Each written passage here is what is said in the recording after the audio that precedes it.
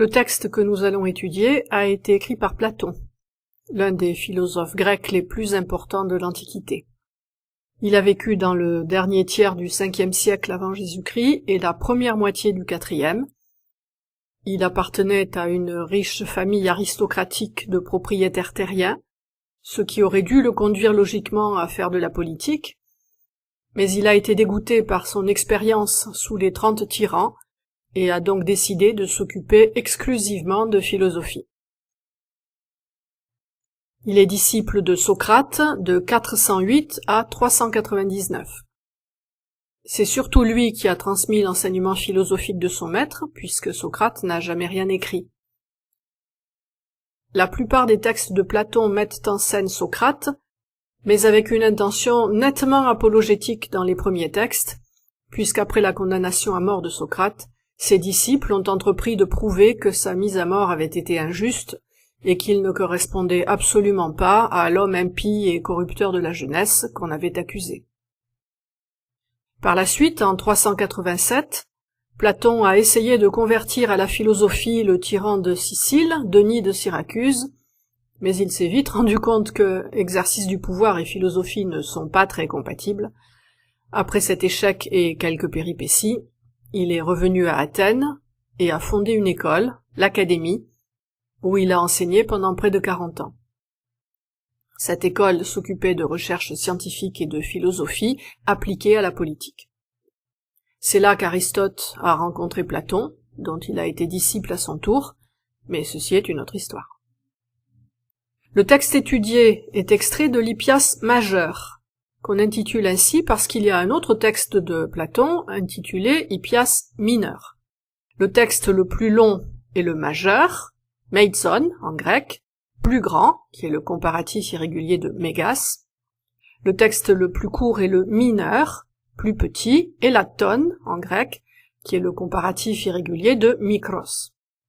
C'est ce qu'on appelle un dialogue de jeunesse, c'est-à-dire l'un des premiers textes écrits par Platon, probablement entre 399 et 390.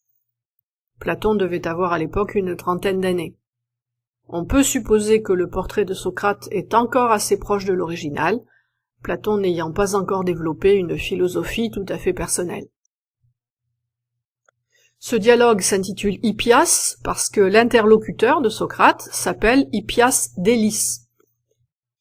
C'est un sophiste, très vaniteux, qui se vante d'avoir une connaissance encyclopédique et qui vient à Athènes pour faire une conférence qui aura lieu dans 3 jours. Elle est censée lui servir de vitrine publicitaire et lui attirer de nouveaux élèves, qui seront des clients qu'il fera payer. On suppose que cet entretien, s'il a réellement eu lieu, a pu se produire entre 421 et 415 avant Jésus-Christ. Ce qui est sûr, c'est que Socrate n'est plus le physicien dont il parle dans le Phédon et qu'a caricaturé Aristophane dans les Nuées. Il s'intéresse maintenant aux questions portant sur l'homme, sur la morale, et ici sur l'esthétique. Ce dialogue appartient au genre anatreptique ou réfutatif. Il s'agit d'un type de dialogue philosophique au cours duquel on examine une seule question, dont on définit strictement les notions, à défaut de pouvoir parvenir à la résoudre intégralement. Mais au moins on élimine les préjugés et les fausses réponses pour établir des bases saines de discussion. Ensuite, plus tard, on pourra y revenir. La question posée ici est celle de la définition du beau, en grec, to kalon.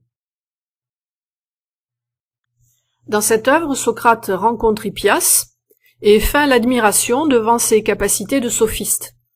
Le ton est très ironique, mais Hippias est tellement content de lui qu'il ne s'en rend pas compte.